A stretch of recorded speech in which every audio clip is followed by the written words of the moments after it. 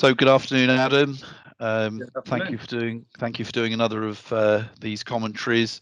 A lot in the news over the last few days, especially since the recent government interventions. What are your thoughts on those? Well, prior to the announcement of the bounce back scheme, the government was facing quite considerable criticism over the speed and complexity of the CBILs regime, especially as related to smaller businesses, and it's something that we touched on. And the bounce back scheme is their response to that. And I think we can all accept on the face of it that that was a speedy and effective response, and it's certainly getting very considerable amounts of money out the door and into very large numbers of SMEs who need that help right now. So on the face of it, it's a good thing.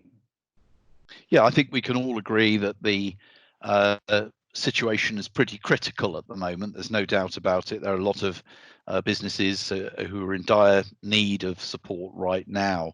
I think we do have to pay attention. I don't know if you'd agree with this, to the fact that there was a lot of work done over the last 10 years in the alternative space and with the Competition Markets Authority to open up competition within the market. So how do you feel about that? I think no intervention, and certainly not one of this scale, is without consequences. And clearly the major losers in the current situation as a result of the bounce back intervention are alternative finance providers, non-bank finance providers, brokers, and alternative finance platforms, most of whom have a significant customer base in the below 50,000 mark. I'll exclude the brokers from that comment. And overnight, most of those business models have been effectively rendered redundant. And the reason for that is fairly straightforward. If the government went into the business of making and then giving away cars to a reasonable standard, you would imagine the effect on the automobile industry and dealerships would be pretty woeful. And that's exactly what's happened to intermediaries and alternative finance providers. Why would a business go to a perfectly reputable alternative finance provider, but where they may be expected to pay, I don't know, 6 or 8% and possibly furnish a personal guarantee, where they can pay 2.5% to a government-backed loan with no personal guarantees and what appears to be very little in the way of comeback and very little in the way of underwriting either. So essentially, for now, at least, it's the only game in town for the sub 50,000s.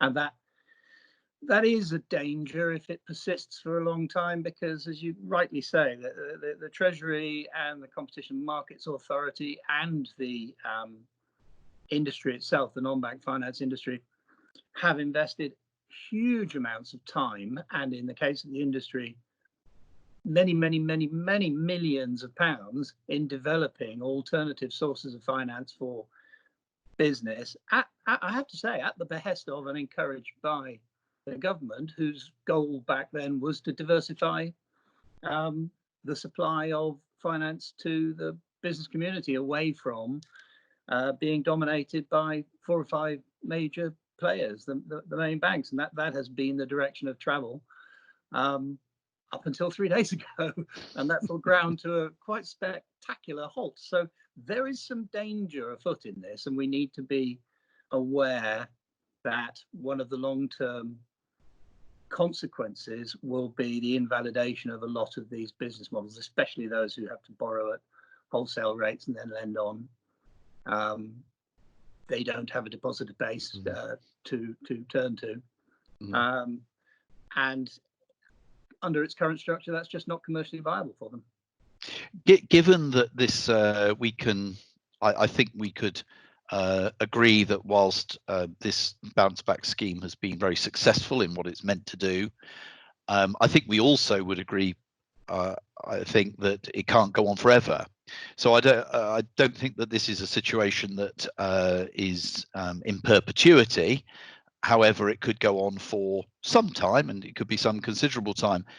Where do you stand on whether the government should actually back itself? And by that I mean back itself given the impetus it's given to non-bank lending and alternative finance and fintech finance opportunities over the last few years.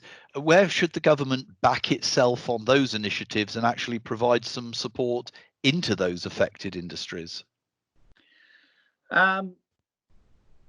It's hard to know what any intervention in that space might look like. I mean, I think we have to put this into context to start with, bearing in mind that pretty much every industry is yelling at the government currently that they're a special case and they need treatment. Just go and ask Sir Richard Branson.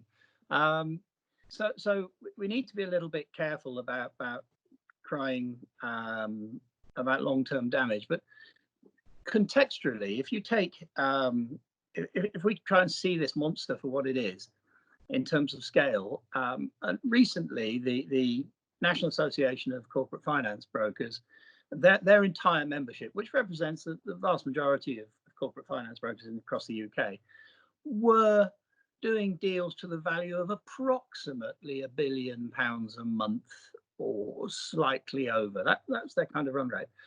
That's a big chunk of the corporate finance that is being made available to businesses in the UK each month.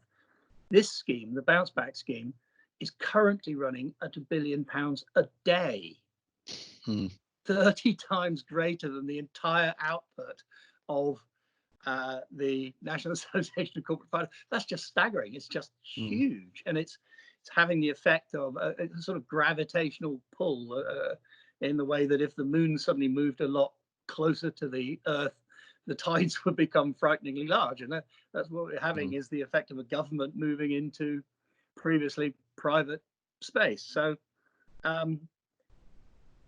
on the flip side of that, clearly both supply side and demand side can't continue at that pace. I mean, every business across the UK will have had their bounce back handout at some point, but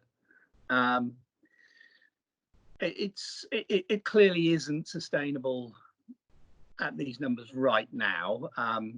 How long until we get a more settled landscape, I don't know, but I wouldn't be surprised if it didn't just calm down a bit across the next couple of weeks. I would hope so anyway. But as I said earlier, whilst this is a necessary intervention, it absolutely isn't without its casualties. Okay. All right. Well, thank you for that. I think that's some really good insight. I think we'll be coming back to this several times over the next month or so. But I appreciate your time. You're welcome.